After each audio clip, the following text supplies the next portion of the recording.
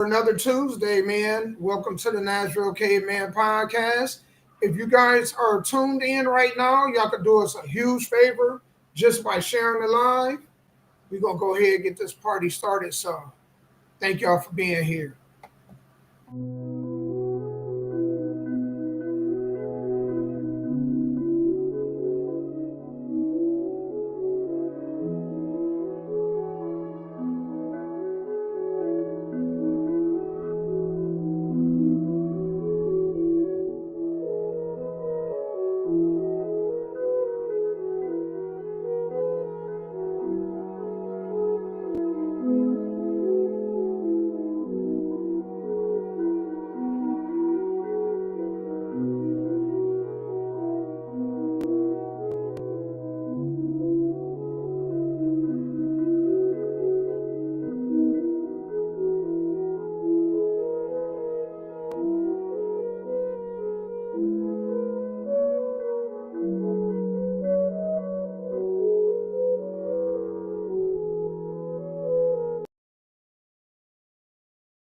It's about that time. You're rocking with your boy Damo Unleash and Sky Black on the Nashville Caveman podcast. Stay tuned.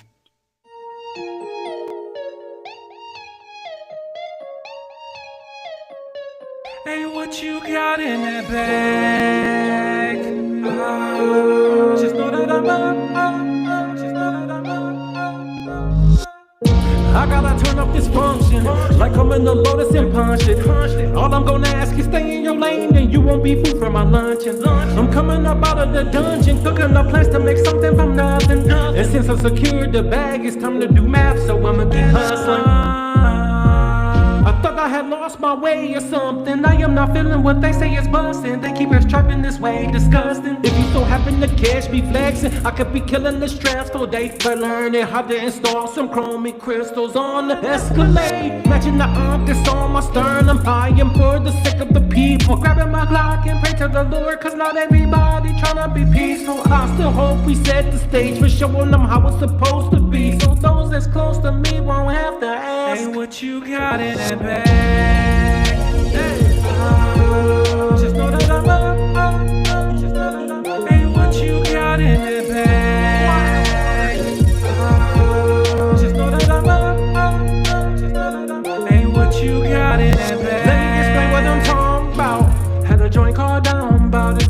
Letting these loud mouths know how to move without sound. Best if we don't even shout out. Midwest, east, west, down south, till we get even or even above. Till then we gon' opt out. Let's go and educate on the backside. Folk that I act right and they won't backslide. Just put it together no matter the weather, my brother. So hey, if you dealing with vices in you and it's cutting you up like against you, put it on chill for real, or they gon' just use it against you. What you got in that bag? Quiet water.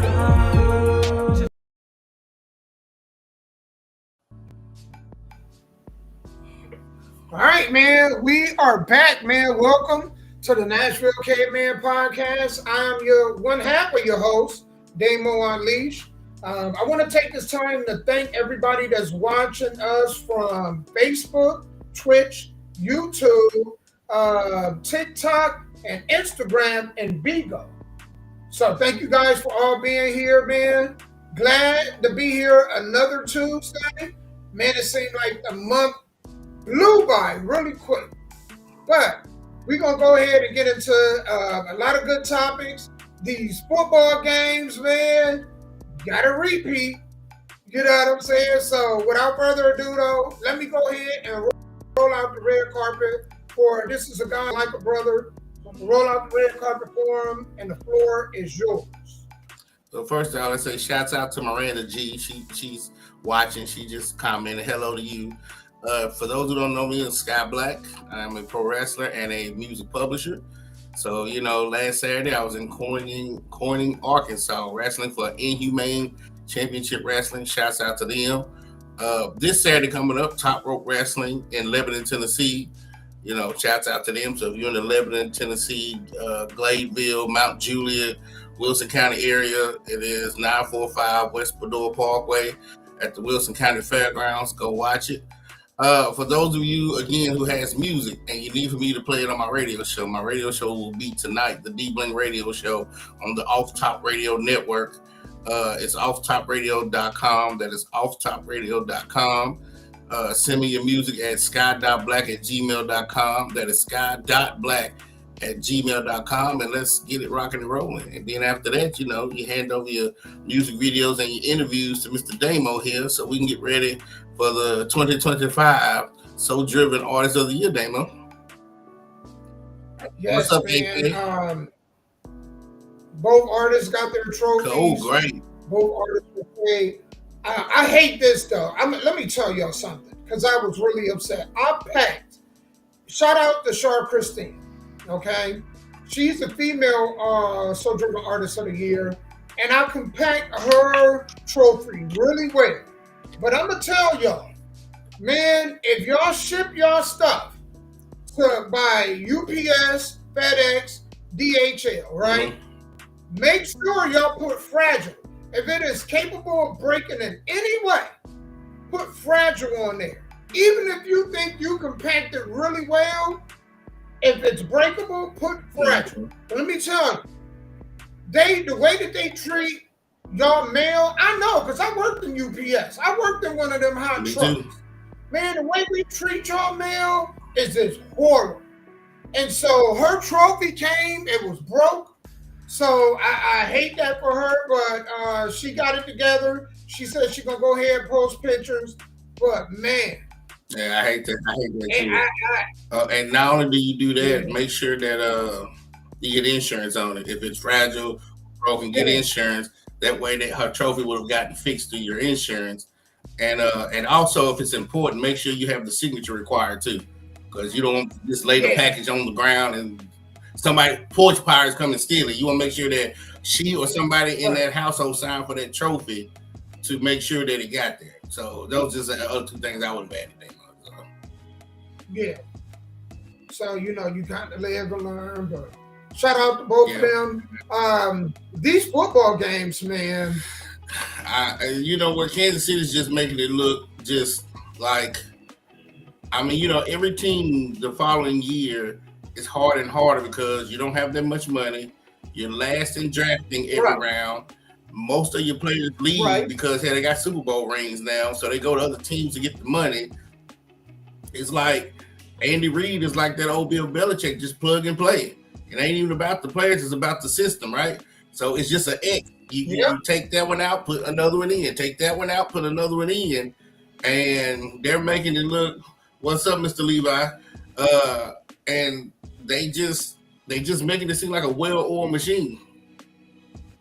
Yep. It looked like they're going to three-peat. I think they will be the first team in history. Never do it, to accomplish such a feat. The Super Bowl era, Because prior to that, when it was just the NFL, not the AFL, but just the NFL, because the AFL didn't come to the 1960s.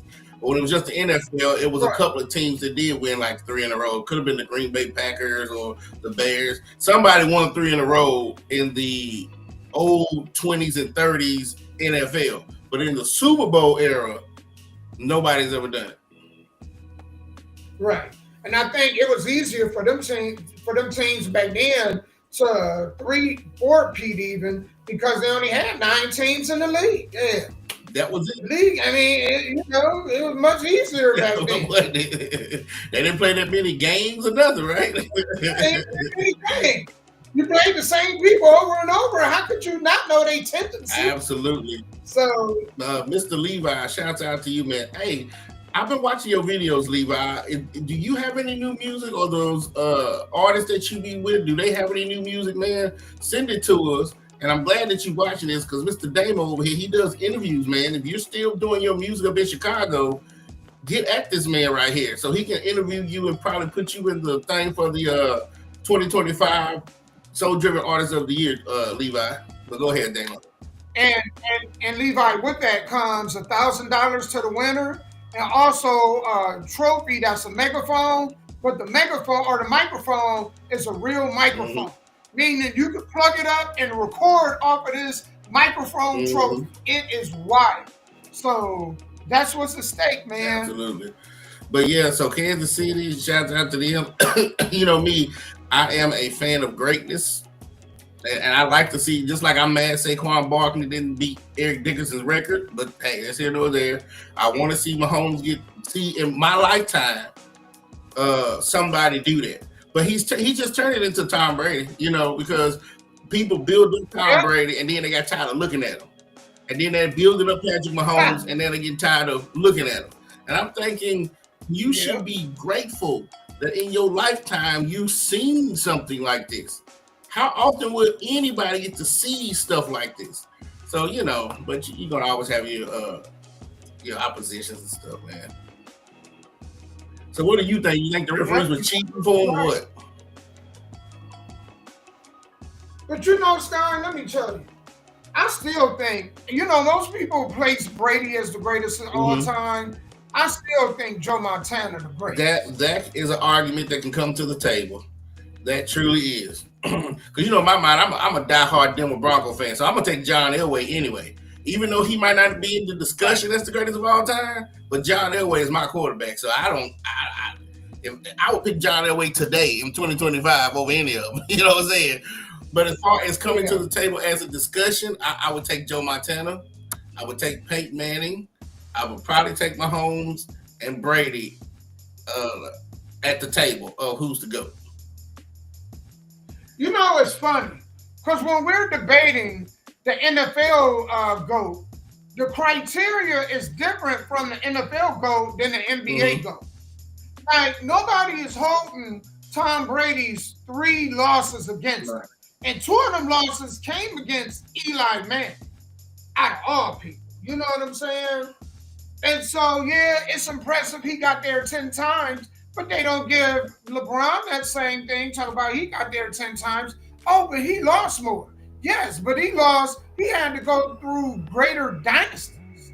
Like Golden State, San Antonio were better than any teams that Michael Jordan faced. I'm sorry. They were. Those were legit dynasties. You see what I'm saying?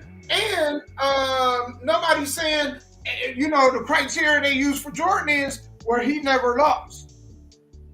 Well, they ain't using that for Joe Montana. Joe Montana never lost. You're right. He's 4-0. Absolutely. So if we take out the championships, Damo, because to me, championships are like your credit score.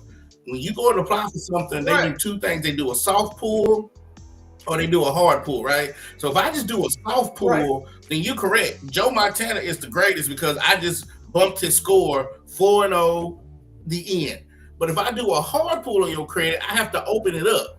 So when you open up these people's credit, Tom Brady is number 1 in the majors, and then he leads stuff that you don't even think about. Number 1 touchdowns in Sunday Night Football, the most passing yards in Thursday Night Footballs, the most wins on Monday Night. You know what I'm saying? Like those little categories that we don't even talk about. That he holds records in those, and he holds records in the majors, right? Then another thing, Montana left his team because I came from an era where a quarterback stayed with one team, right? You have Jim Kelly, Dan Marino, John Elway, they all stayed with one team, right? Joe Montana left, went to Kansas City. He left the NFC, went to the AFC, made it to the AFC Championship, didn't win it, right?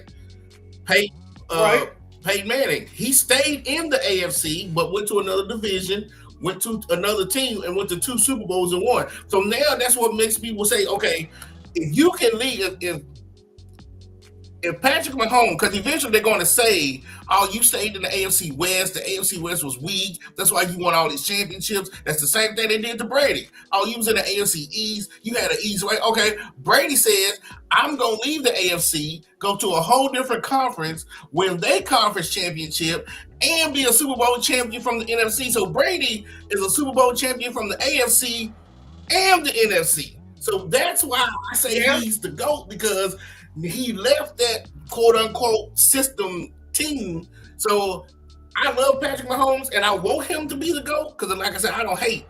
But I would love to see maybe 10 years from now him leave Kansas City, go to another team, and win a championship. Well, I'm telling you, if they win this next one, He's on the He's on the trajectory. There's no stopping. NFL career than Brady. There is no stopping that. None, because like I say, even Peyton Manning, he left Indianapolis. All the Tennessee Titans and the Jaguars, they were sorry all those years. Okay, well, let me leave them. Let me go to Denver. Take Denver to 2 Super Bowls. Now you can't say I had the same teams, the same people, the same division every year. So that's a part of my criteria. Right. If you want to be the greatest of all time, he is a great quarterback, but to be the greatest of all time, do that Joe Montana, leave San Francisco, go to a whole different conference, go to the AFC, join the Bills, and go to the AFC Championship, which he lost. Kansas City, which he lost to the Bills in the AFC Championship. So if Mahomes maybe 10 years from now can do that, go to another team and win a Super Bowl, he will be greater than Tom Brady.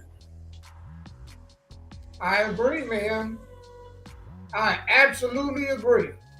It's going to be interesting, man. And we got... Hey, Damon, what does it say about Jalen Hurts if he loses to Mahomes twice in a Super Bowl? Because remember, he lost a couple of years ago. Well, it depends on... He's young, so I guess it would depend on... Let's see how his career... I don't know if he's going to ever be labeled better than Mahomes, but he's still pretty young. I only think he's been in the league, maybe 4 or 5 years? Well, yeah, he so I think Tua. There's a lot ahead of him. He came before. He might be more than that because he came before Tua. Yeah. So it just depends on how his career finish out. You know, how many chips he win besides that. Because Eli Manning, like I said, he beat Brady twice. Absolutely. Beat him twice. So Eli going to the Hall of Fame? Who? Should Eli? It just depends on your criteria. We talk about numbers. I would say we're talking about numbers, but if we're talking about accolades, I would send and numbers. You know, I wouldn't say he's ever going to be the greatest of all time, but I would send him to the Hall of Fame because you almost have to. You should be able to get that gold jacket. You know how hard it is in the Super Bowl. Yeah, I agree. He has won as many as his brother won, and he beat the one person that kept his brother from getting even more. And he beat him twice. Absolutely. I mean, again, Eli don't have the resume that Peyton has, but to get into the Hall of Fame, he has enough stats, enough. Did he ever win an MVP? I don't think he ever won an MVP, right? Eli. Did he ever win an MVP? But anyway. No, not that I know. Again, 2 Super Bowls to me should be able to get you, maybe not a first ballot, but I think he should be able to get the gold jacket because, man, there's a lot of quarterbacks that's been in this league that ain't never been to a Super Bowl. Never. And he's at least won 2. And he's undefeated, right? He's undefeated, 2-0. Yep. Can't argue with that, man. How's your Cavaliers, man? Man, we lost 3 in a row. We finally won one last night, but we got injuries all the way across the board. It seemed like even the water boy hurt. The water boy, he might be hurt. The injury gods, man, they can't never just walk away, can they? Nope. And so, hopefully, man, they just trying to make it limp into the end of the season. And hopefully, man, we healthy when the end of the season starts. Because really, that's what, playoff success is predicated on. How healthy your team is. Absolutely. So, how many? Their physical health how many All-Stars is on your team?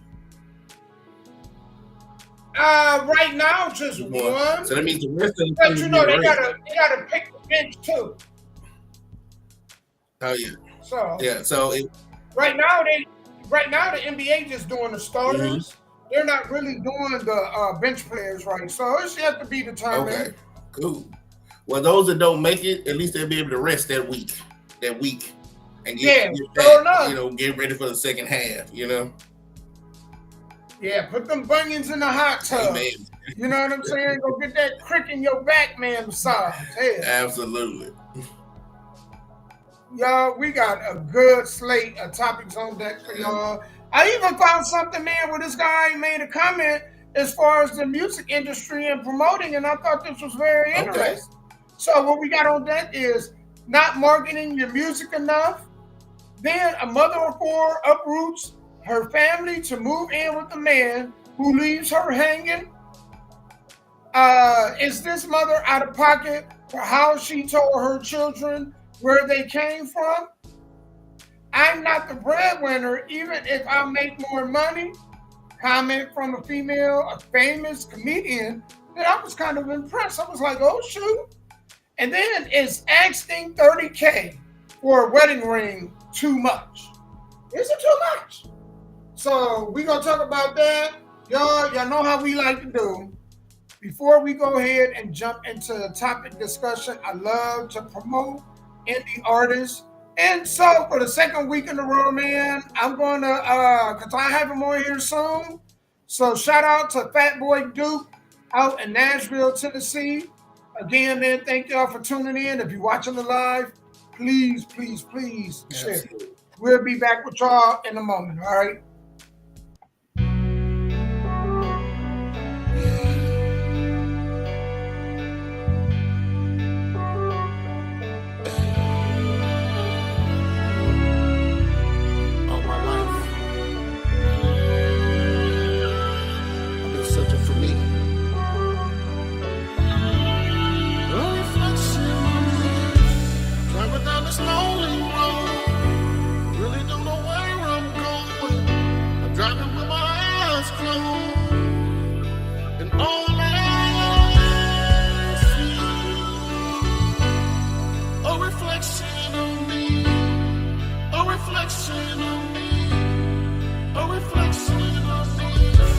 Traveling down this dark road for so long. Yes. Still searching for love, these hoes are so cold. Yes. Trade love for lust, it's getting so old. So many lost souls sucking my pain away. Yeah. When I look in the mirror, don't even know my face. All I see is heartache and a lot of pain. I wanna give up, go to a quiet place. Yeah. The Lord help me take this pain away. Please. All I want is some peace. All my life I've been searching for me. All my life I've been a slave to the streets. So please, Lord, let me be free. Hey. I'm searching for me. Driving down this lonely road. I really don't know where I'm going. I'm driving with my eyes closed.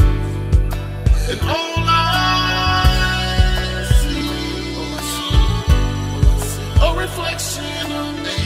A reflection of me. A reflection of me. I'm really trying to change, Lord. I accept my wrong. Yes. This life is so hard, I'm just trying to be strong. Never giving up, but even the strong get weak. I'm at war with myself, I'm my own worst enemy. Feel like I'm dying inside. I can't stop these tears coming from my eyes. I'm just searching for peace, I'm just searching for me. I'm searching for me. Hey.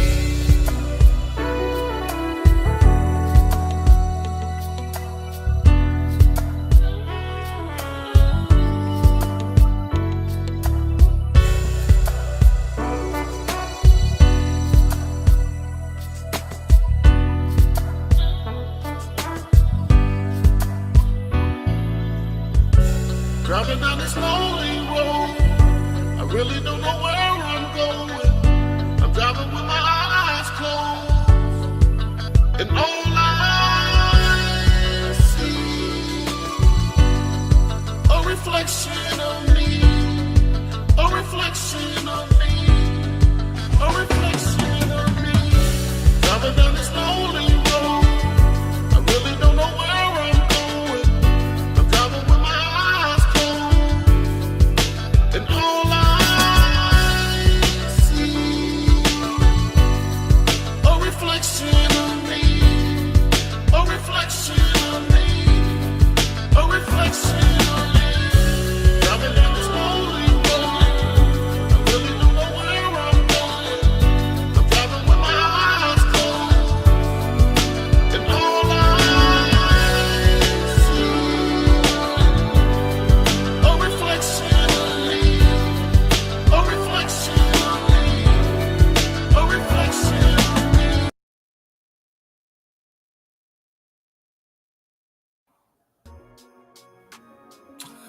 All right, y'all, we back, man. That What's was up? Fat Boy Duke, man. Shouts out. Out of Nashville. Oh no, go ahead. I want to say shouts out to Mike Cobb.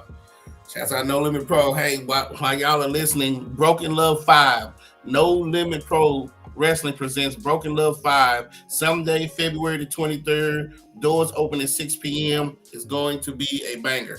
Go ahead, Damo. All right, man.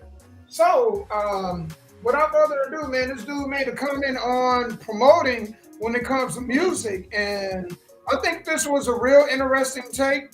And so, Sky, I want you to check this out, and then we're going to go ahead and we're going to politic on this, all right? So, let me go ahead and turn this up. Again, thank y'all for watching. If y'all can share the live, y'all will help us out immensely doing that. And thank you to everybody that's watching right now. Advice to us regular artists: get a job. Well, everything in the music industry costs. Come on, let me tell y'all something, artists. Nothing in this industry is organic. Nothing in this industry it's not a talent show. It's a business. Why does McDonald's sell more hamburgers than every other hamburger company? Do they have the best hamburger? Are McDonald's hamburgers real hamburgers? They're not even.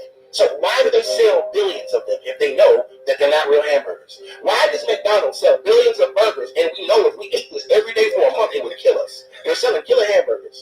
And when you realize why McDonald's sells more hamburgers than every other hamburger company in the world, you'll realize why your music career is not doing shit. Because McDonald's is promoted and marketed on a whole other level. You know what the number one is before you go in the building.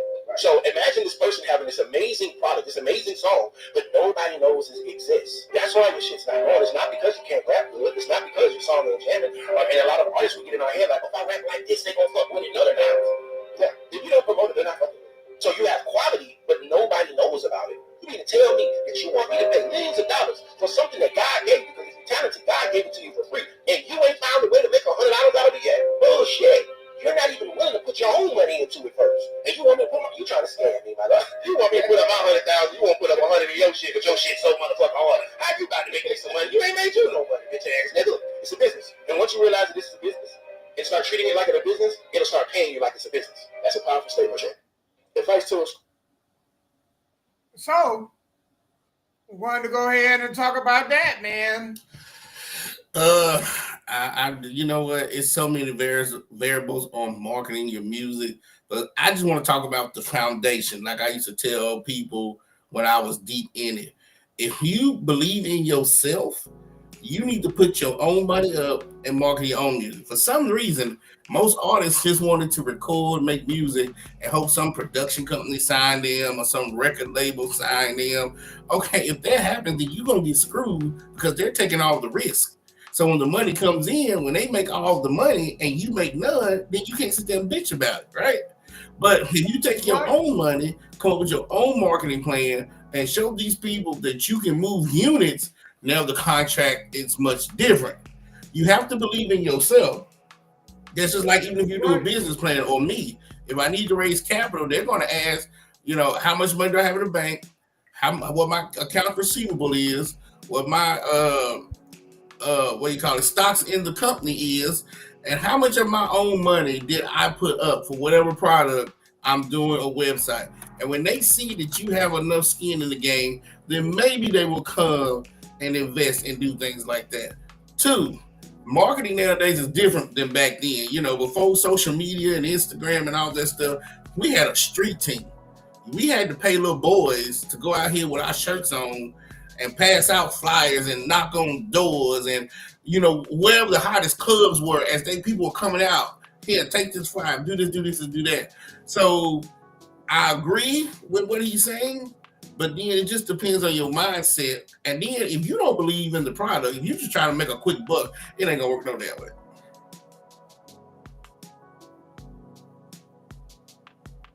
You're absolutely right, man. And I'll say this. I'll add this on to it. I think a lot of artists treat music like it's a hobby. Right. They treat it like it's a hobby. The hardest part isn't even the recording part.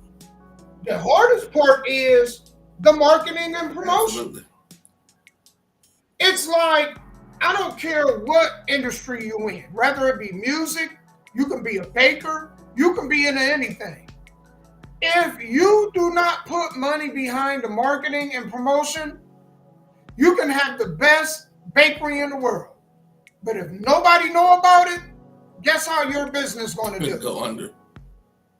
it's not gonna do too well. Absolutely. Matter of fact, that's the issue with a lot of minority businesses as a whole, is the inability to market. Right. They won't even cross market with each other. Nope. They won't do that. And I don't know how you was told, but when I went to a Nashville State Tech, or it's called Nashville Community College now, I was told the recording of a CD or whatever is like making a baby. You've made the baby. Now, how are you going to help the baby grow? The easiest thing that we can do as humans is make babies, right? It's fun. We can do that. Once that baby gets here, the hardest part is raising it. So you can make music, you can make a CD, or cassette, or 8-track, whatever your Phonolux is, but now you have to have this. You have to make it grow, and that's the hardest part about it, is doing that. And two, man, a lot of people don't set a budget, Damo. I mean, a lot of folks think that they're gonna get all this free stuff, CD baby and CD this. No, you need to spend money on real. Even if you need to go hire you a marketing firm, and this is what they do. Spend the money to do it, because what's the sense of you making this product if you're not gonna put real money behind it? You're right. You are absolutely right, man. So when I see this stuff around, I don't do it no more. I know that sounds crazy, but anytime something comes across my desk, I will do it for free, or it's free. I don't even do it. If you're not charging me to do something, I don't even fool with you no more. Right. Because if you're real, you want people to pay for your time. Go ahead, Damo. And you know what? Actually, Sky, I think even before like a recording artist, before they even start the music part, I think they need to sit down, write what is the end goal, and then how they're going to get Absolutely. it. I think right now the plan first, right now the business plan should be the first order of business before they even get into all the other stuff. Just write a business plan. Absolutely. A lot of people don't want to do that. And I did this first. And they don't want to do I did it first because I was first getting into business. Now I can write one because I've been in business for a long time. So I can write a business plan today. But when I first got into it, it was hard because you didn't have nothing to go on. Now I have a lot of stuff to go on. And nowadays in 2025, I would network. I would try to, even if I was starting something and I'm like, man, I know I can do it on my own and make all the money. I'm like, I don't do that. I'm going to partner with Damo on this venture. He's going to make money. I'm going to make money. And then when I get on my feet, I can go somewhere else and make money on my own. When you get into entrepreneurship, whatever you're going to do, you need more than just you. So that means if you got to give up 25% of the company, or if you got to give up 25% of the profits, you need to be able to do what you love to do and hire somebody that loves to do what you don't like to do. You know what I'm saying?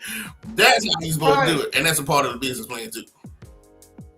And I think a lot of times, man, people take on way too much, way more than they can handle. And there's nothing wrong with outsourcing, things you need to get done. Absolutely. Outsourcing. Absolutely. You know? And so if they take that mentality, because I mean, and then again, it depends on the music and where you at in this music. Are you a first-time recording artist? Is this your 10th CD? If this is your 10th CD, you should know 10 albums. You should know pretty much. You've been through the ups and downs. You've been through the fire. You've crossed that bridge. You should be able to promote this 10th album and be the biggest thing you've ever done. Right. And as an artist, you can't have this attitude, right? That people got to come to you. If you want to get something done, you got to make the initial move. You can't think that people going to wait for you and people going to, no. You got to put in the effort. It's just like what he was saying. If you're not going to invest in you, effort, time, money, why should anybody else? Absolutely. Absolutely. That would have come out. Why should anybody else? If you're not going to invest in yourself, why should anybody else invest in you? Absolutely. Because one day, Damo, somebody's going to come to you and say, hey, I got this idea. All I need is $1,000. And then you going to ask them, well, how much of your money did you put in? Oh, none. You just put up the whole $1,000 and I'll pay you back at 12% over 5 years with a balloon payment. Okay. Well, when it becomes $1 million company, now Damo has $999,000 of the company, and you only have that 1%. You know what I'm saying? Then you're going to get mad at him because he put up all the money for the risk and you put up nothing. Right. which is what happens a lot of times in the Yeah. industry. That's what the labels do. Right.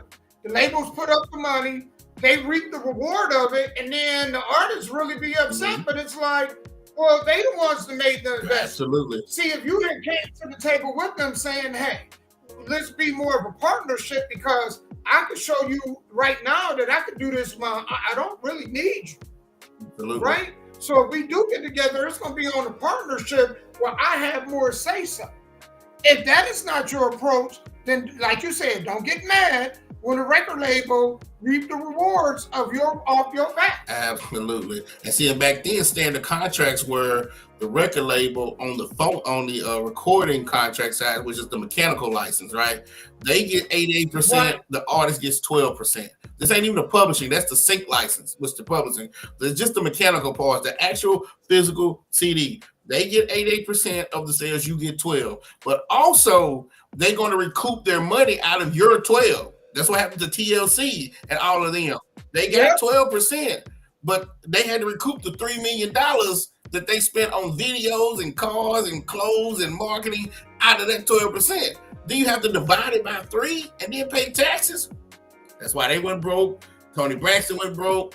A lot of these guys are going broke because they're not reading that part of the contract. Man, I had a couple, some years ago, we had Blog Talk Radio, Soul Driven Radio, and I had Shaheem from the Wu-Tang Clan. He was the youngest one. He played the Word Man and Original Gangsters. Real cool dude, right? Real down-to-earth dude. And he was talking about that. Like, he signed a contract, and he didn't understand that, out of that contract, he had to pay for everything. So when they went to a dinner and it required him to be there, he had to pay for the limo, he had to pay for the meal, he had to pay for it. And so it's like, you want to build that following on your own.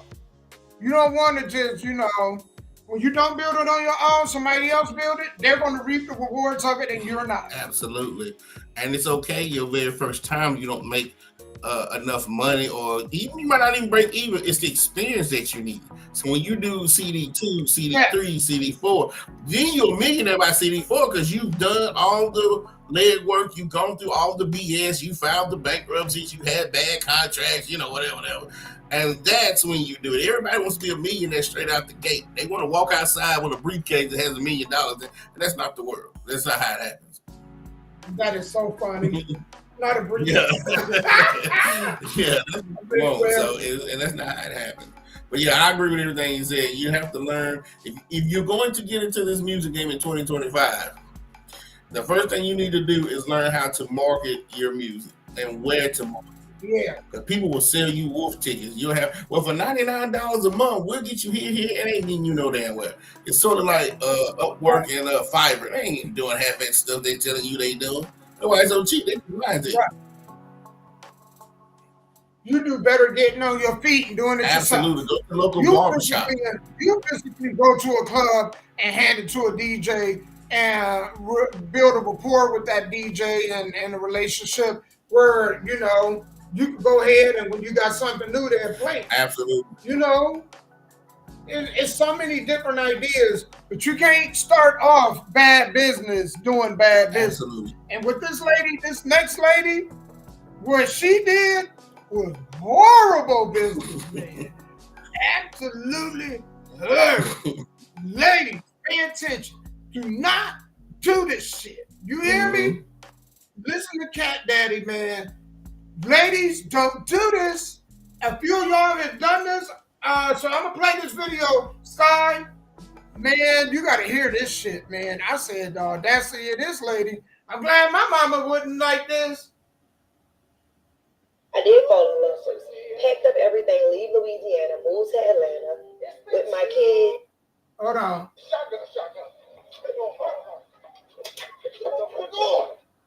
And my dog, just for me to get to Atlanta, and he stopped answering. Now me and my kids are stuck out, and all I have is $40 left. Is anybody hiring? We're gonna run this back. Here it goes. What's up, Rhea? So I met this guy on Instagram. He's originally from Nigeria, but he lives in Atlanta. So he said he lived in Atlanta. He got me to Pack up everything. I did fall in love first. Packed up everything, leave Louisiana, move to Atlanta with my kids and my dog, just for me to get to Atlanta, and he stopped answering. Now me and my kids are stuck out, and all I have is $40 left. Is anybody hiring? What's up, Re-Up? So I met this guy on Instagram. I don't know what to say about that. I tell you what, companionship and loneliness is a bad thing, because that's absolutely crazy. I don't know if you was just, I don't even know how to put it, Damo, because that couldn't be me. That would never be me. I would never pack up and leave if I'm not financially and ready to do it. That way, if somebody pulled that stunt on me, I have more than $40. I have a place to go back to, and I have a job to go back to. Any woman, whether she has kids or not, that just uproots and believes a dude in another state, nah, something's wrong with you. Because either you tired of being lonely, you need some companionship, or whatever situation you're going through is terrible. But who would do that in their right mind? Especially if you have a child. First of all, you say you're from Nigeria. Right. So if I ain't at least met you 10 times in person, I'm not going to just up and just take my child from Louisiana and drive to Atlanta, and then he's not answering the phone. 4 kids and a dog. She said 4 kids or 1 kid? You uproot 4 kids and a dog. And a dog. And there's this dude on YouTube named AJ, and all he do is talk bad about women, talk about how they're crazy and they'll have it all up here. And I be like, are you mad because somebody in high school treated you wrong? But then after me, you hear these stories, it makes me wonder about some of these women sometimes. 4 kids? Man, so you probably got 4 baby daddies, and this Nigerian dude that told you he's gonna help take care of you, and 4 kids is not his. And you say, okay, I'm on my way.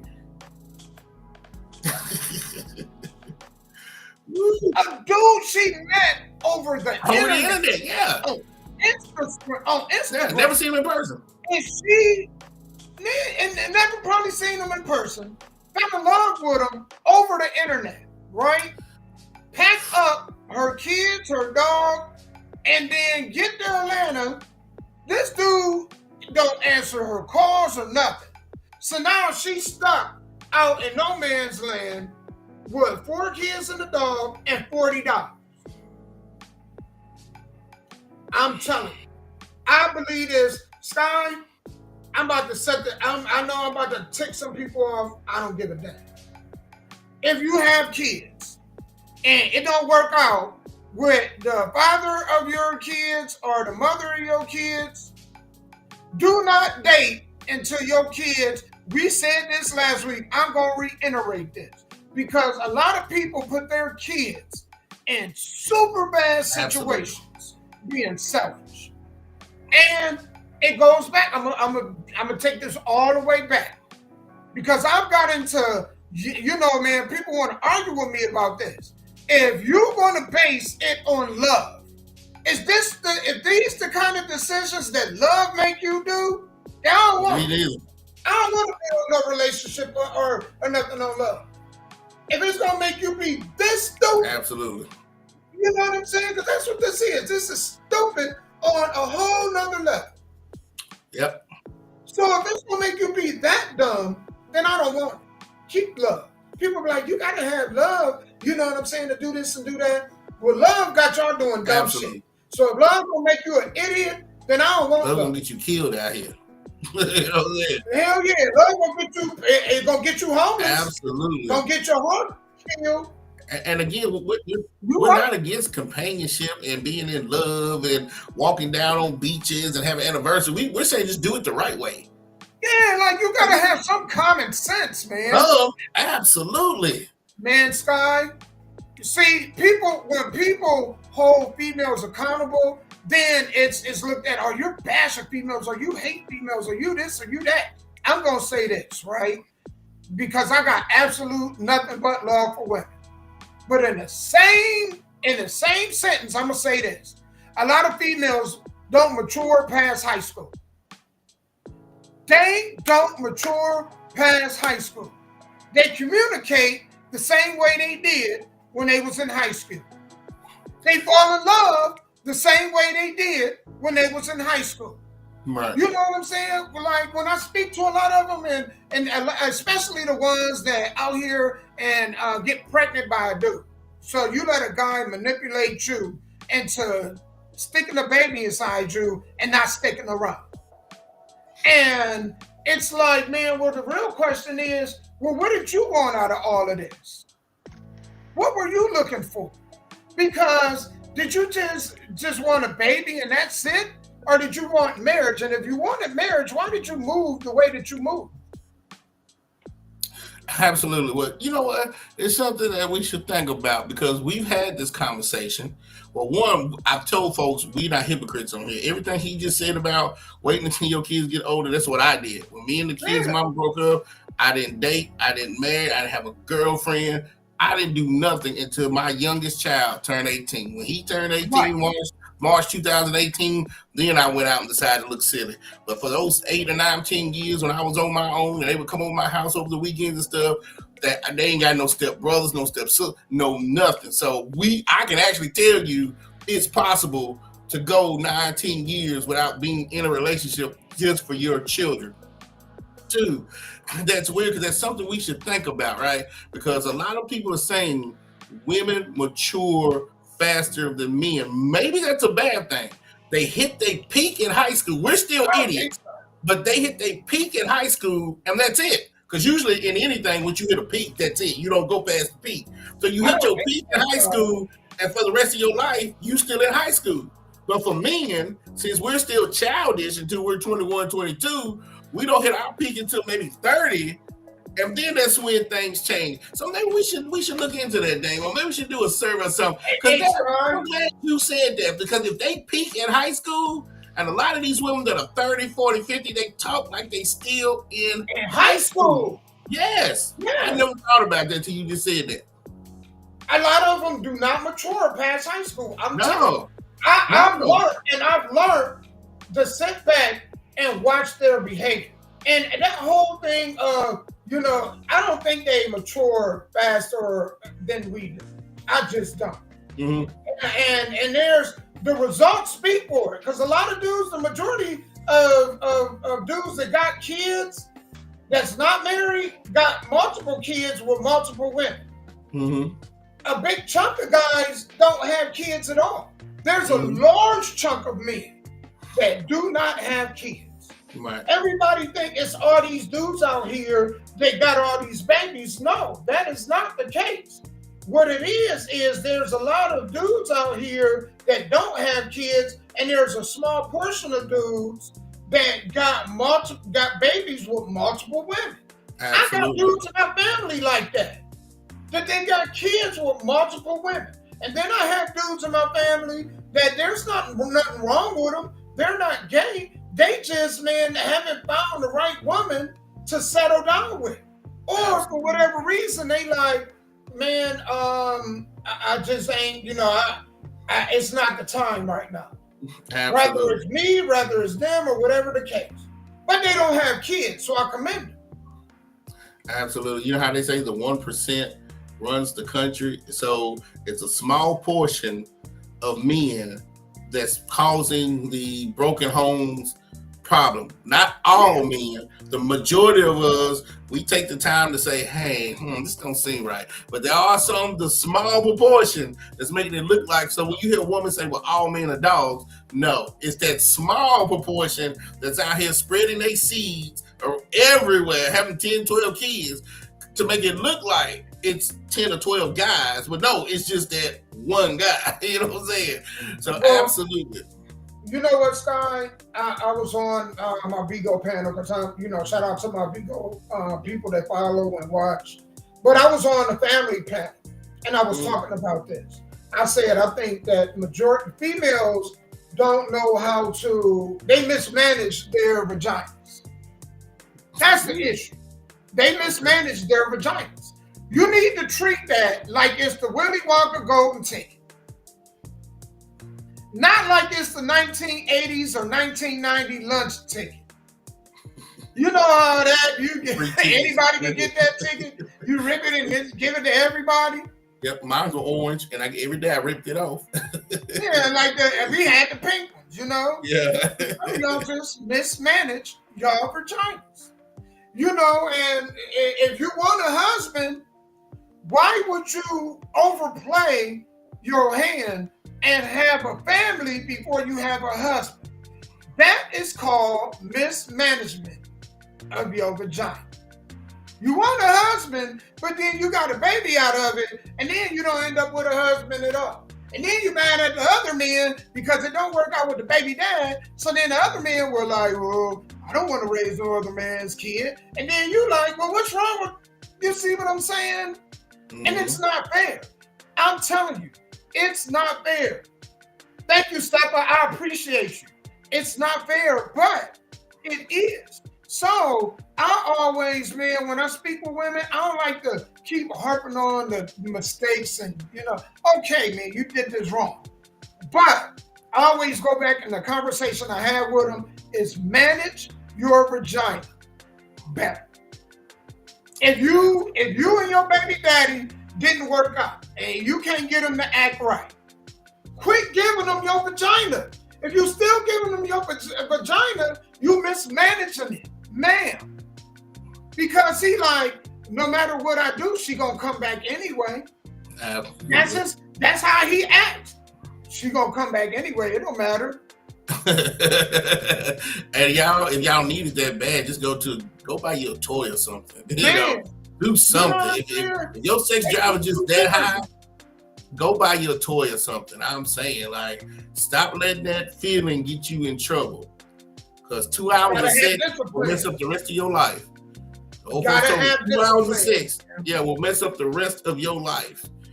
You know, and it's crazy. And I'm just with you, Damo. If the vagina is your hand, is that your ace of spades, your joker? Man, if we playing spades, you want to use it when it's right. You ain't gonna play the ace of spades, and none of the jokers have been played. That's what y'all women are doing. You playing your ace of spades, and then somebody in the damn group still has the high joker and the low joker. Come on, people. You know what I'm saying? I always say this, man. The Lord knew what he was doing with me. He knew not to make me a chick. Because I'm telling you, man, you know what I'm saying? Like the game but then maybe I wouldn't even have this mindset though. Maybe if I was born a chick, I wouldn't have this mindset. Because I think logically, we men look at things from a logical perspective. Right. Absolutely. So I mean, well, most of us do. Some of them. Most of us do. Some of us. I'm like, they ain't got the good sense God gave them. But that light bulb there, but it don't work. Absolutely right. Absolutely. You know, you have to ask yourself, does this make sense? And even if y'all go to a club and you get drunk and you meet a stranger, then use a condom. Like, you know, stuff happens. Everybody's human. Nobody's perfect. But use a condom. Something that at least when it's over, you ain't got to worry about running to the clinic, peeing on a stick. You know what I'm saying? Any of that stuff, you know. Waking up and forget that you're married, like, oh my God, I'm married. You know, like, you know, stuff like that. Boy, damn, this is crazy. And I just go back, you know, going back to this, man, I think you cannot build the foundation of whatever relationship you have with somebody. The primary foundation cannot be based on love. Right. It got to be about building and legacy. Absolutely.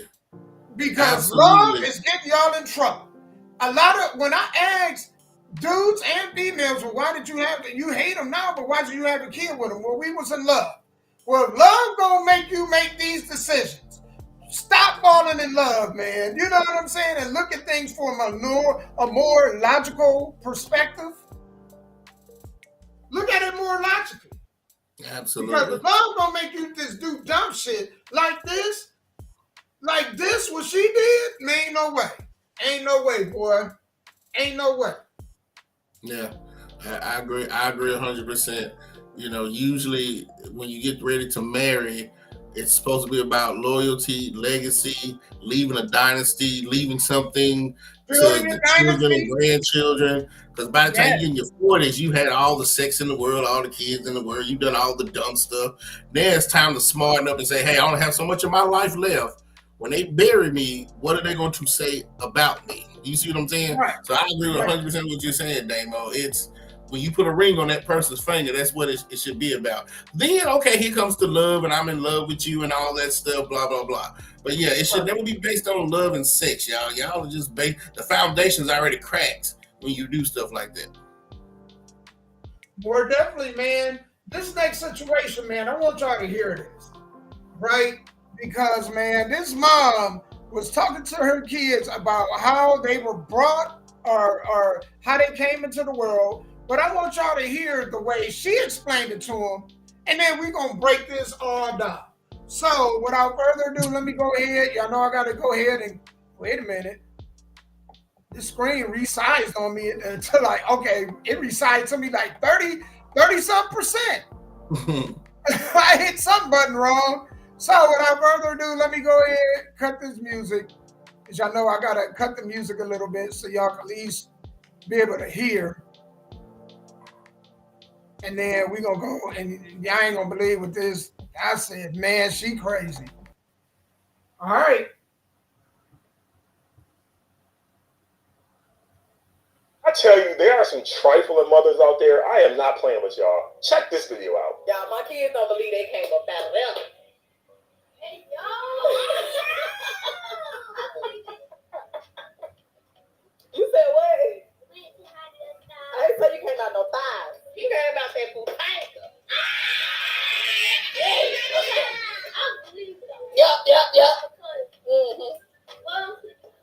Exactly. I ain't no universe. You came out that butanga. Right there. And she patting. Yep. Mm-hmm. That's it right there. That's the Believe it. noise you hear. And she still got a grip on her. Yep. No. What is CPS? CPS? You want CPS? I know Child Protective Service. Okay. They is funny for this. Why would you say that to your kids? Why? Now, if she would have just said it to the camera, I would have just assumed that she was playing and she really didn't say it to the kids. But the kids are in the video. Every time I think about those kids, it gets me mad. She said this to her children. Talking about it still got that grip. Boy, ain't no way, boy. How is this beneficial to anybody? Why would you tell that to a bunch of kids? What is wrong with some of you parents? Look, I know there's some great parents out there, but these are the parents right here that need to be stopped. This is So, yeah, I'm with them 100% because what's going to happen is these kids are going to go to school and repeat what they heard. Then you going to want to whoop their butts when they get put out of school or suspended for saying that type of language to the teacher or to other kids. When somebody needs to pull out a belt and whoop her butt for doing that.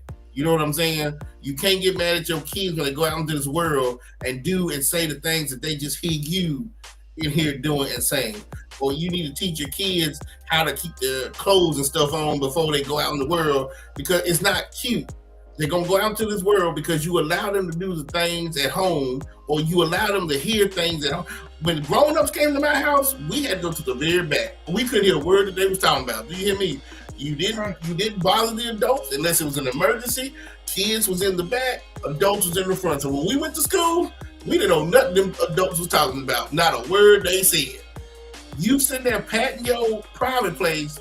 I thought you were going to be funny, like say the store, because that's what I told my kids when they went to the store brought you. You know, you was in a basket at the door. So that way if they went to school, they were like, well, my daddy said I was in a basket at the door with a note. You patting your private part talking about poop, and then was it a little girl in that video or just boys? it was 3 kids, 3 little kids. Okay. Boys and girls. And they gonna go back and repeat what they mama just said in school or daycare. And then when they get in trouble, you gonna want to whoop them. Well, if you whoop them, your mama should come whoop you.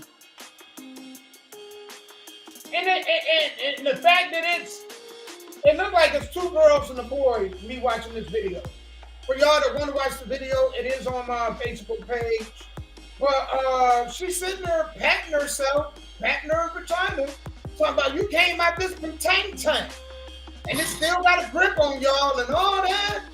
You know, like, I don't get the point. Actually, I do.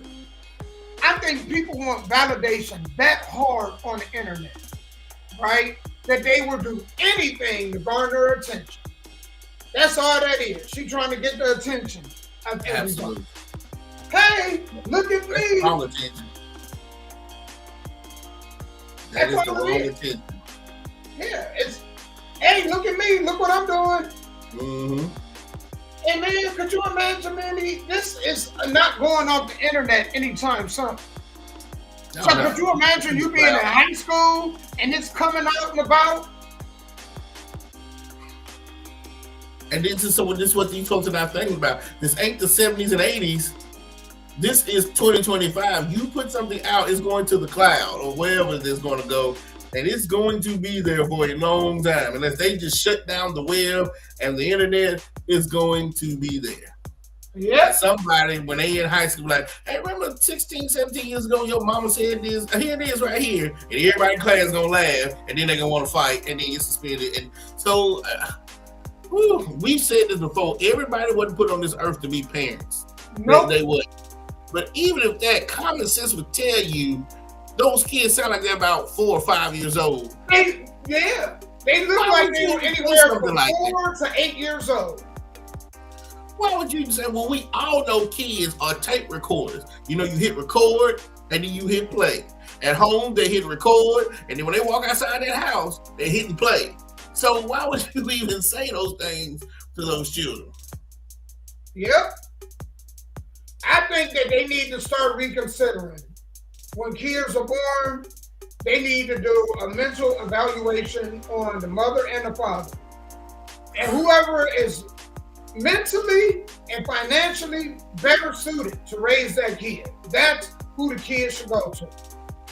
I don't think it should automatically go to these mothers. Now, there are some good mothers out here, but man, the ones that's bad are really bad. Yeah, there was a lady online. I was listening to her, and she was in a car driving, and she was talking about how her mama was broke and destitute. Her daddy was broke and destitute, and they ended up having sex and had her. She said, "What was y'all thinking about? Why in your right mind, if you didn't have a pot to piss in or window to throw it out of, and she didn't either? Right? Why are y'all even having sex? Like, sex should be the last thing on your mind when you sleeping out on the streets and homeless. But yet." It's on your mind, and then you done brought me into this world, and now I'm going through what I'm going through. You know what I'm saying? So yeah, I think man, we need to. I always want to say we need to do better, but it's always going to be just a certain part of society that just won't give a damn. That's just it. Yep. It's like criminals. No matter what laws you implement, they're gonna always be criminals. So you know. Yeah. You know. You're right, man. Man, this next video, man, this came from Cheryl. She was on Deaf Comedy. Cheryl Underwood. Yeah. Hear what Cheryl Underwood said. Man, I already have respect for her. I think she's a very good, funny comedian.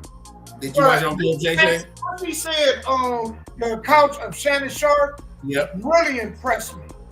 And I got to give her flowers. Got to give her flowers. Right. And my old lady is like this.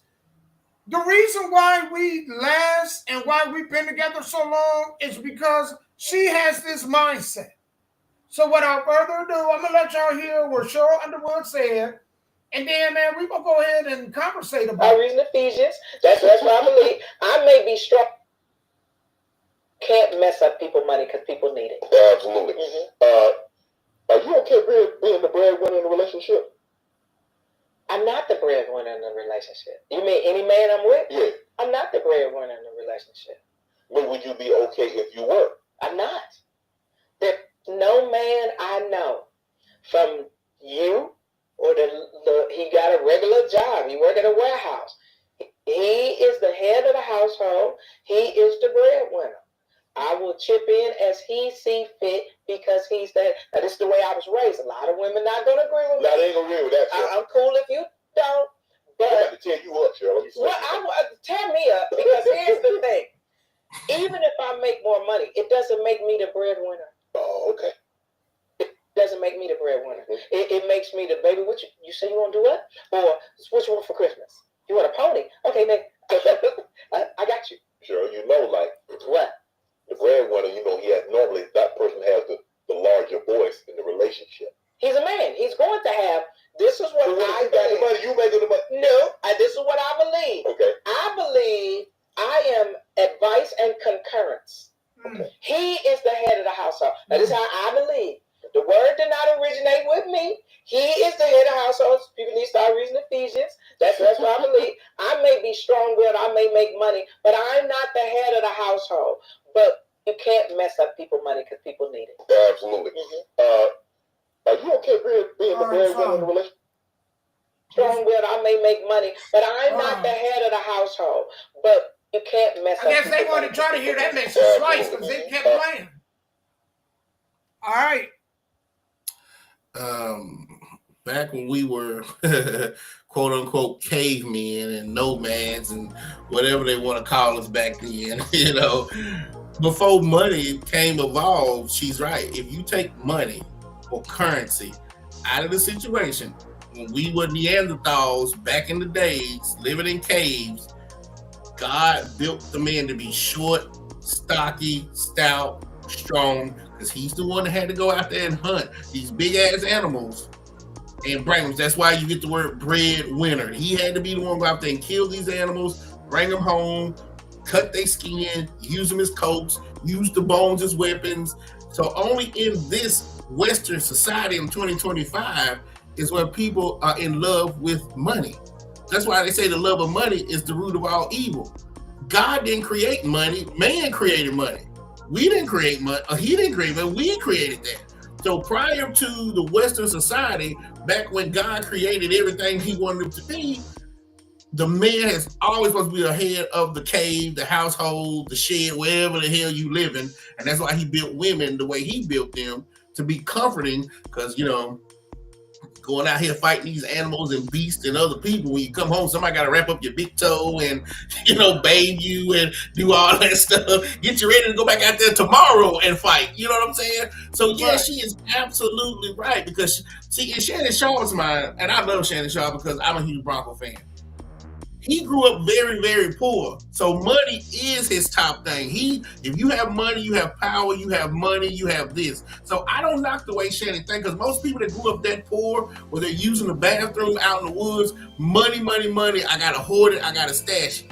But the average person, whether they come out of church or not, whether, like she said, whether I have money or not, I know my role and I know my place, and I'm glad that she said that. I am too. Because I think that's the part that a lot of women don't get, right? Money is just security. That's all it is. It's just security, okay? Right. I don't think, but even though it's security, somebody has to be in a leadership role and somebody has to be. Now, if you're the woman and you want to be in that leadership role, that's fine. But be the leader all the time.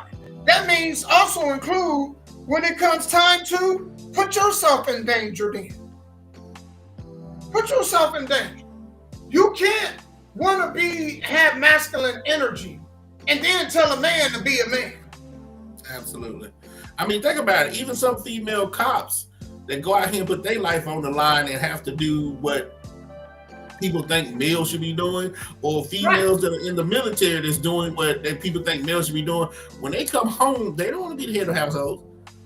What they have to do is their job. So they have to be as equal as men in the military or equal as men as a police officer.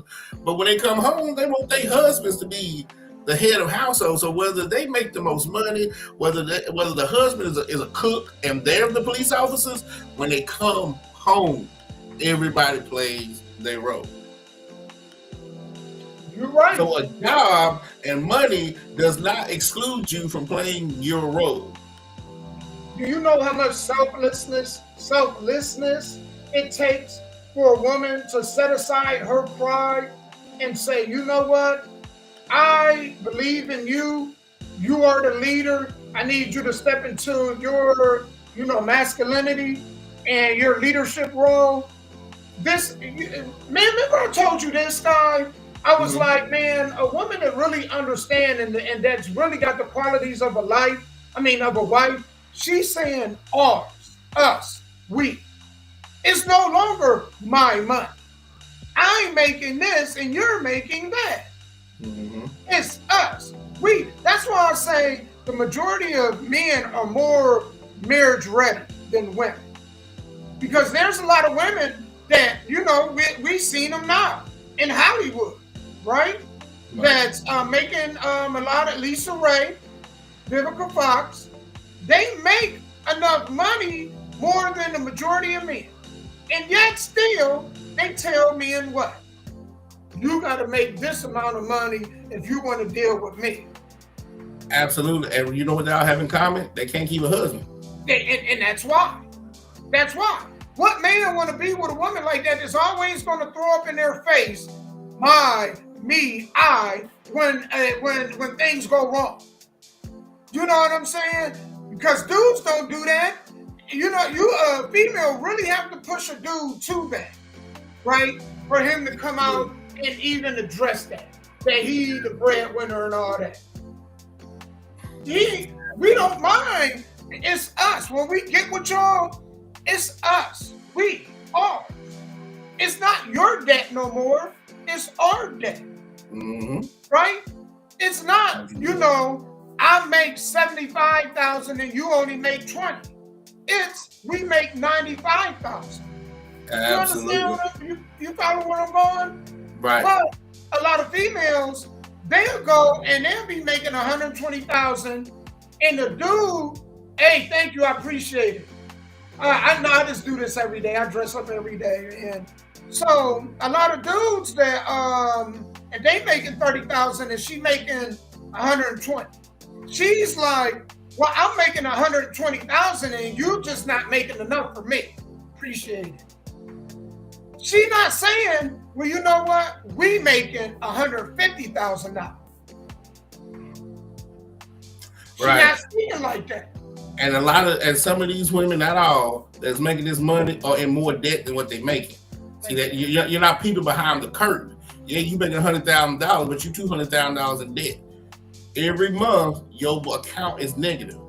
This is why the man is supposed to be head of the household, because he's gonna bring his $20,000, you're gonna bring your $100,000. He's gonna make a set up a plan. This much is gonna go to bills. This much is gonna go to savings. This much is gonna go to stocks. This much is gonna go to creating businesses. Look, that's what the man is supposed to do. It don't matter who brings in the most, because you're going to combine, because that's what the government sees anyway.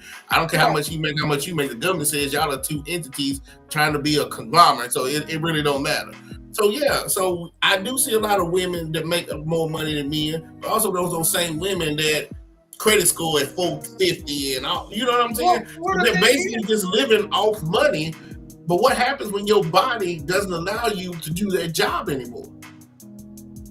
Yeah, that's what you're doing. You're just preparing for the time that your body is not going to let you get up to sweep, to do security, to do police work.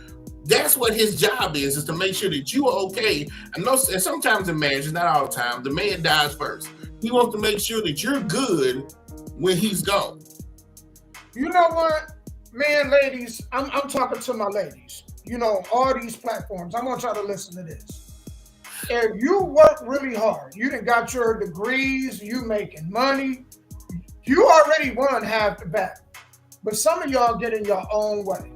Absolutely. The thing y'all need to look for first and foremost is a guy that is going to stick by your side no matter what.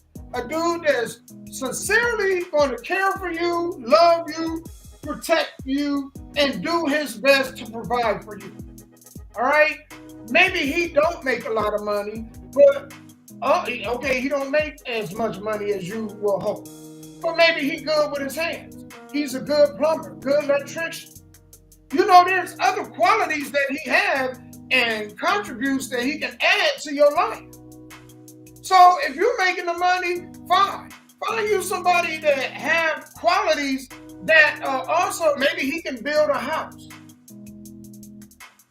Have you ever thought about that, ladies? Man, y'all be looking for specific dudes, and then okay, you may get that dude, but you don't know what comes with getting with that dude like this. If you ask Cassie right now if she could do it all over again, she probably would say, I would do it different. She had a dude that was, man, up there, and how did that go for her? See, man, a lot of y'all don't look at it. A lot of these women get dudes, and how do it work out for them? It don't.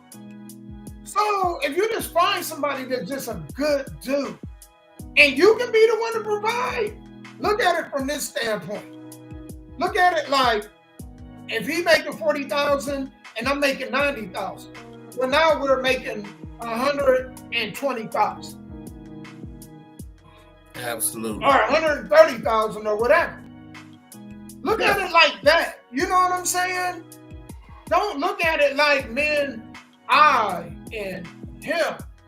When you become one, the language have to change. Us, we, ours. That's how I can tell if a female is ready for marriage or not. Her language tells it all. If she's self-centered or not. Absolutely. Is she ready to give up that me and mine for we and us? Absolutely. Right. Same with the guy. If you ready to say, hey, because again, most women, they're going to come with, I guess, baggage of some type. Are you ready to be a man and a head of a household? And some men ain't. And so what happens is the woman does come with the money and the plan and the leadership, and the man, he just want to sit at home and watch the kids. I've seen that too. So you know what? And this point proves why I say men are more mature. Because if the dude already to set himself up financially and everything, he don't care about, man, the optics of what a woman can bring as far as like degrees, how much money she's making and all that. He don't really care. He just want to know if he got a woman that, that can learn, somebody that that can be his assistant, that can work with him, that he can build with, that's peaceful. Them qualities that really matter. That's what he's looking for. It's more characteristic things. It don't have nothing to do with, well, how much is she bringing to the table and this and this and that. Because real dudes don't never have to ask a woman what she brings to the table. But we can see it. I don't have to ask, what do you bring to the table? I can see what you bring to the table. Let me tell you how I can see. I can see how you treat people. How you treat people tells me a lot about your character. When you're mad, how do you handle your anger? Do you go off the deep end and start cussing people out? Or do you just, in a stern manner, say your piece and go about your way? Absolutely. The way you communicate. Says a lot about, what you bring to the table. Your ability to care for others. You looking and you don't mind making other people feel good. Shows what you bring to the table. So I don't understand why a lot of us men ask women, what do they bring to the table? Well, we can see it. We can see it. Absolutely. You're right. I agree with everything you just said. Yep. Shout out to Cheryl, man. Cheryl Underwood, shout out to all my women that's operating like that. You got you a good man. It don't matter who bringing what into the house because y'all looking at it from a whole totality. And I go back to this story all the time.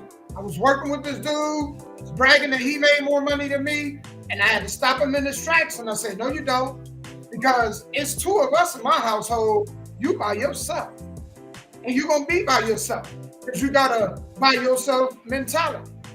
And I know that hurt him. I could see it on his face. But you know what? Usually the truth do hurt.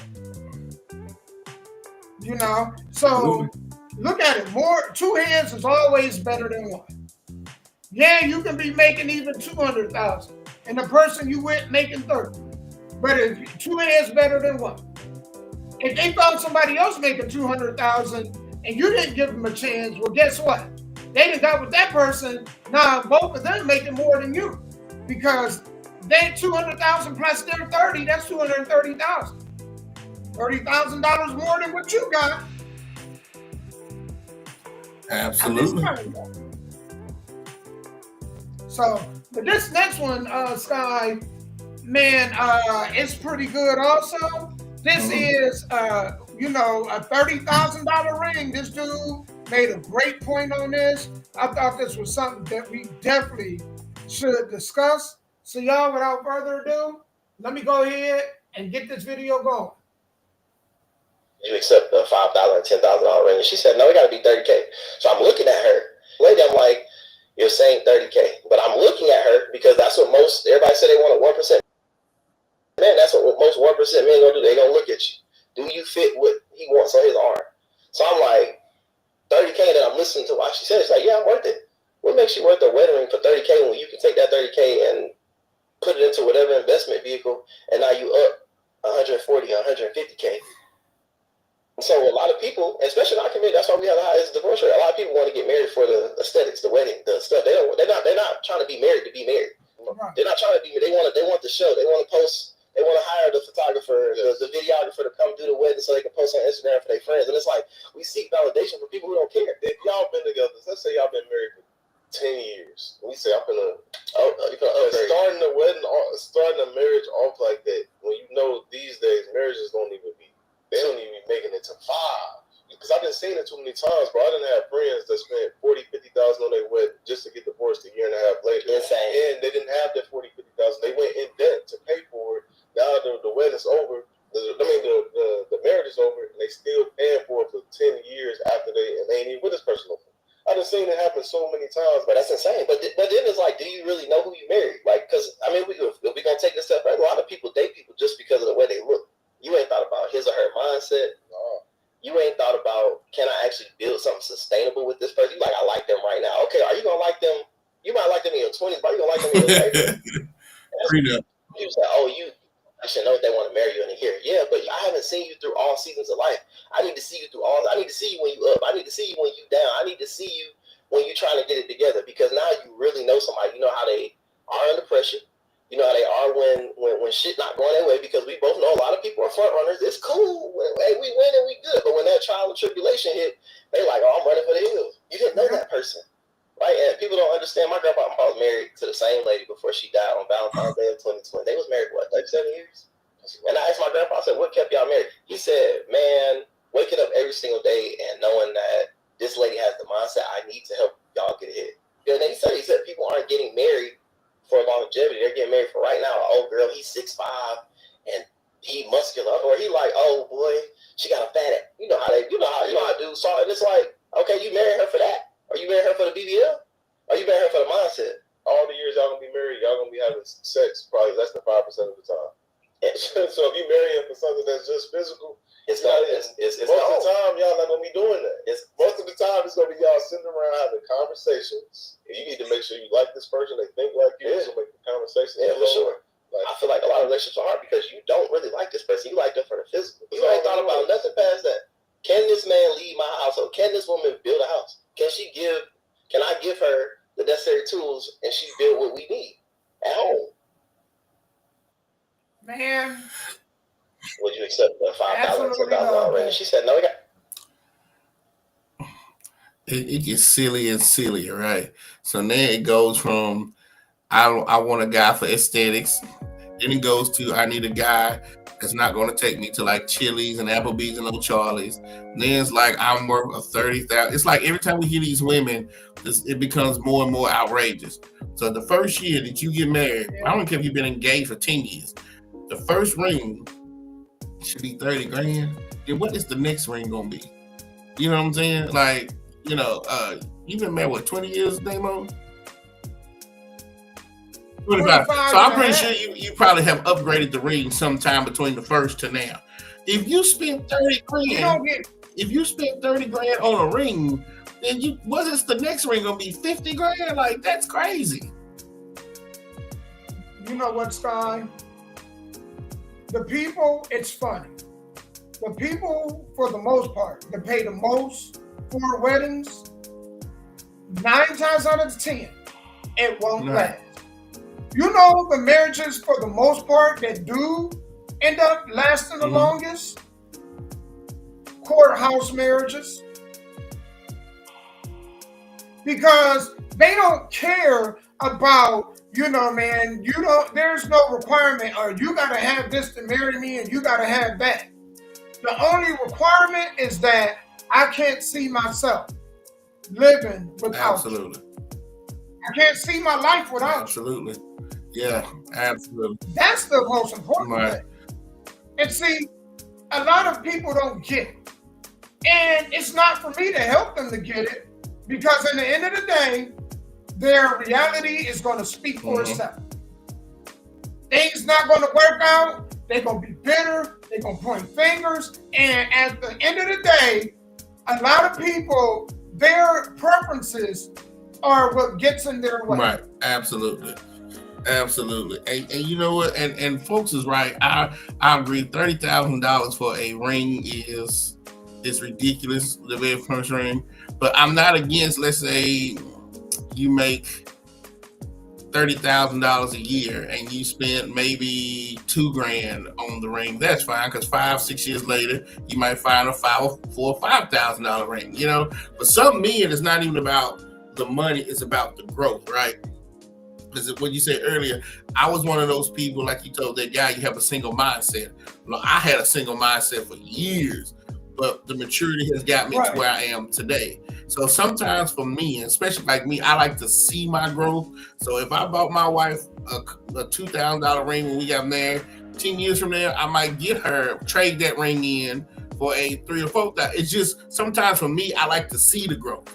For some people, they can do growth without having a physical. That's why I like wrestling. When I win a belt, it shows me every day that I see my growth. But some people don't have to. So if you can go to the courthouse, or don't have to be spend money on a wedding to make this marriage work, that is absolutely fine. But some people like me, we're just like, oh, okay. And then every time I look at you, I know I grew. So now what am I going to do the next 10 years? You know what I'm saying? Right. If that makes sense. But $30,000 up front, no, that makes no sense whatsoever. I don't care what I'm talking about. $30,000, hell no. And that's for the ring. Now I know people spend $40,000 on a wedding. She said $30,000 on just the ring. I tell y'all what, I'm just gonna keep it all the way. I'm gonna really look much. I'm just gonna tell you that money. If we could take that money and something and take that 5 and turn it into 50, why couldn't we get a ring later on when we get in that position? Why do we level needing to build and then you want to do all that? It's for optics. People do it, is like what he said, to get validation from other people. No different than a lot of these chicks having babies that they know they can't afford to take care of on their own, but they have them anyway because it's the optics. Oh, that's a beautiful baby. Oh, look at that precious thing. And then make them feel, it feed them adorable. Make them feel a certain kind of way. Absolutely. People need and they hunger for validation from people that don't give a dang about it. And that's absolutely true. Absolutely true. Most people don't give a dang about you. Yeah, really, most people, they comparing your life to theirs. They really in competition with you. They don't really care what you got going on. They just want to see what's going on in your life and compare it to their own life. Mm-hmm. I agree with that. And so, you know how some people have self-esteem issues or low self-esteem or whatever.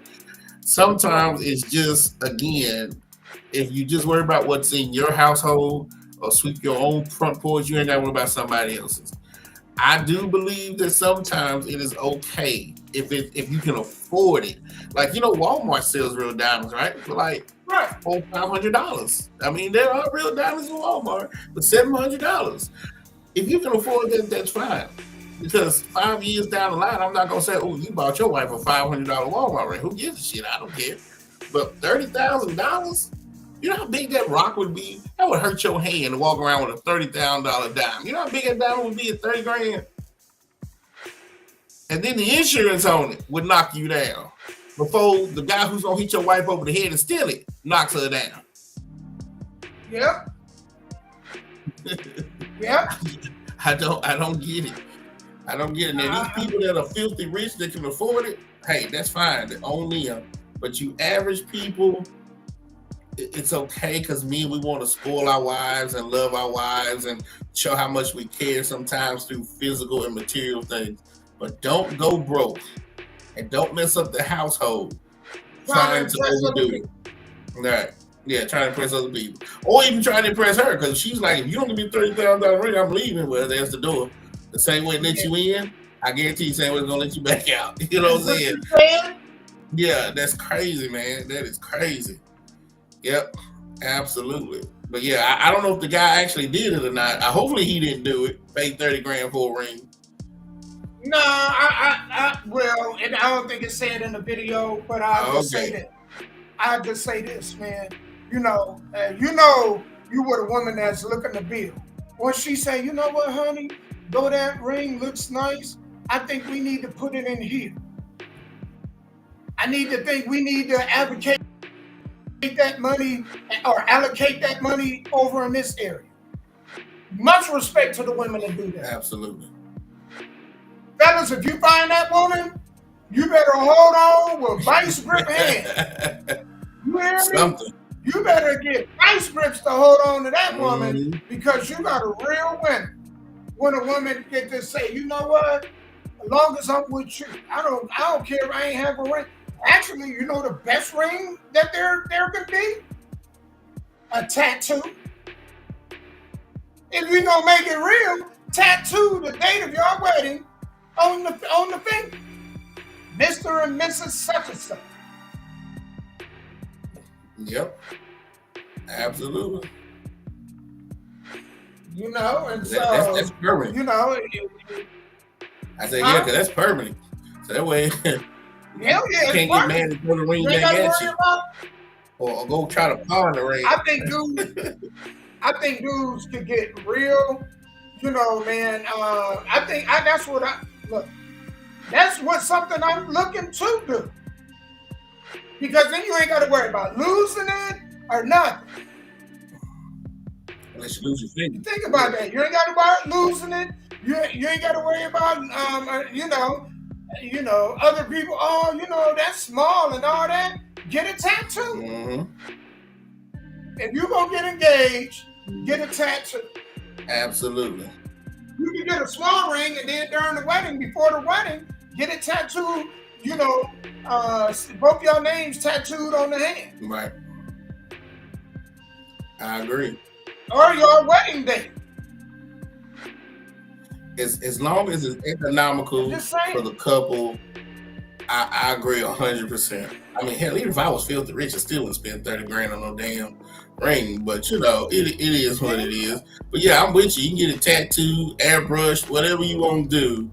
Because at the end of the day, it's all materialistic things. And when you die, you can't take none of it with you. When I'm at your funeral, they don't talk about, when I'm at people's funeral, they don't talk about what ring they bought their wives and all that old stuff. So yeah, just be the best version of you. And if God blesses you to be able to do those things, then it's okay. But if not, then it's still fine too, you know? Yep. You're absolutely right, Sky, man. Yeah. Hey, let me ask you something, Damo. What do you think about all of the stuff that's going on with the deportations right now? He told them exactly what he doing. You know what I'm saying? They let them folks in. A lot of people in the community is not upset about it. Man, the reason they were coming from our tax dollars that they were giving people that weren't here legally. Well, now the people going back. So now they saying, well, that's tax dollars. So now they're complaining that the tax dollars are being spent to send them back. But nobody was complaining about it when they was, spent to fly them here and give them, government assistance and, money and free housing and putting them up in hotels and all that stuff. I can't go to no country and do the same thing. You find that funny? We send money to help other people. There is a fire in California right now. What country is sending money to help California? None. I'll wait. Not that I know of, none. So I don't get this whole, where people call it racist when somebody says America first. It's just like, you ain't gonna feed somebody else's kids and watch your kids starve, are you? Maybe some people will. Maybe they will. Well, what I like about it, from what I've been reading, is they're going after these criminals who have done crime, went through the system, and got out, or didn't get caught just yet, and they repeat offenders. That's what I'm liking about it first. I don't know where it's going to end, but I like the beginning. I like the beginning of what they're doing. That's who ICE is going after first. They're fear-mongering. What they're doing is they're talking about them going into schools and them going into people's jobs and stuff. Look, if I committed robbery in 1994, and it's 2025, and I done changed my life, I'm living my life well, and they catch me, who's it for? Them or me? You, because you committed the crime. That's all I'm saying. That's all I'm saying. You know what I'm saying? If you know you did some dirt, you did something you ain't wasn't supposed to, it's gonna catch up. That's common sense. It's gonna catch up to you. Don't cry wolf when it does. If you're not gonna do it the right way, then it is what it is. I know one thing that a lot of people is up in arms with, and it is the whole DEI ordeal. And to both sides. And I'm thinking to myself, let me take my glasses off. If America is racist, why do you want to work with people you think is racist anyway? Yep. Why don't you go create your own? It's only racist when it benefits them. Yeah.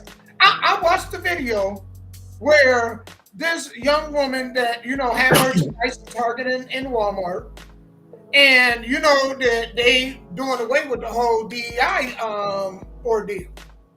And so she was like, well, you know what? If y'all go there, buy my products, but boycott the rest of them.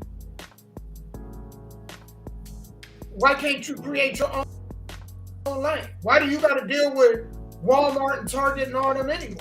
If you think they're racist, right? Why are you dealing with them anyway? So people only want to boycott when it, doesn't affect them. But when it affects them, they're not going to sacrifice for the betterment of you. They're looking out for themselves. So I just tell y'all, man, I want to leave with this because I know we're going to be ending this show, and I think this message is very important. Focus on your own household.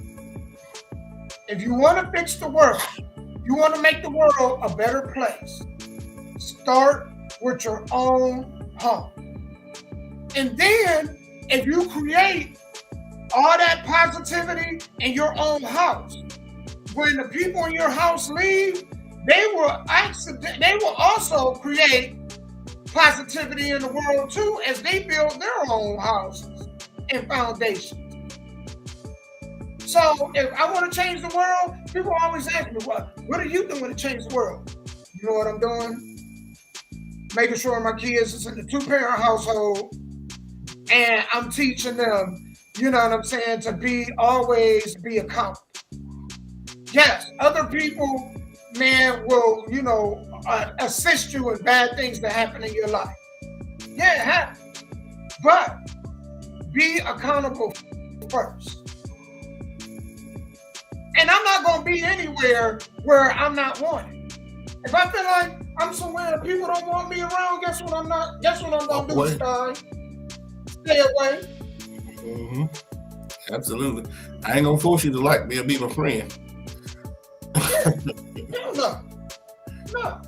I'm not, you don't force a person in a relationship, friendship, companionship, peer. You got to be you. You know what I'm saying? Now, with that, there comes a lot of responsibility because you can't be no ass and then say, I'm just going to be me. But then there's a reason why people don't mess with you. But be the best you can be. And that's all you can be. Be all you can be at the top. That's all I'm saying. I agree. That's it. Each one should teach one. Yeah. And it starts at home. Man, so what you got going on tonight, man? Is the show going on tonight? Yes, absolutely. It's the D Bling Radio Show, y'all. Don't miss it tonight, 7 p.m. to 9 p.m. Central Standard Time. Replay from 9 p.m. to 11 p.m. Remember, anybody out there that has music that needs to be played, send it to me to sky.black@gmail.com. That is sky.black@gmail.com. So everybody tune in tonight. Let's have a good time. And give a shout out to Mike Cobb and the No Limit family, Levi, and everybody out there in Chicago, Angela Kennedy, AK, and Miranda. Shout out to her too. Thanks to everybody who's watching on Instagram and everything else. We appreciate y'all hanging out with us for these hour and a half, 2 hours on Tuesdays. But we want to make Tuesday the best day of the week. We want y'all to be able to like, the Nashville Caveman is coming on. I got to watch, whether you're at work or on break or at home. Tune in every Tuesday and comment and let us know what you think. And like you said, it's free to like, share, and subscribe.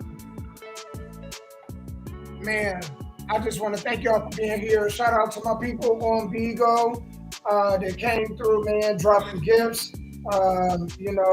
coming through, just either interacting in the comments, tapping the screen. I appreciate it. We do this every Tuesday, like he said. So thank you guys for being here. I hope you guys have a great rest of the week. I just want to leave with this. The only thing guaranteed in life is death. So only worry about the things you can control. Do not over worry about the things you can't. And as long as you woke up on this half of the dirt, you have won for the day, because there's a lot of people that didn't. Wake up today, and there's not a lot of people that's not going to be able to finish out the day. So if you're able to do such, you've won and you're blessed. Man, we appreciate y'all. Thank y'all for being with us. We love y'all, and we are out until next Tuesday. Peace.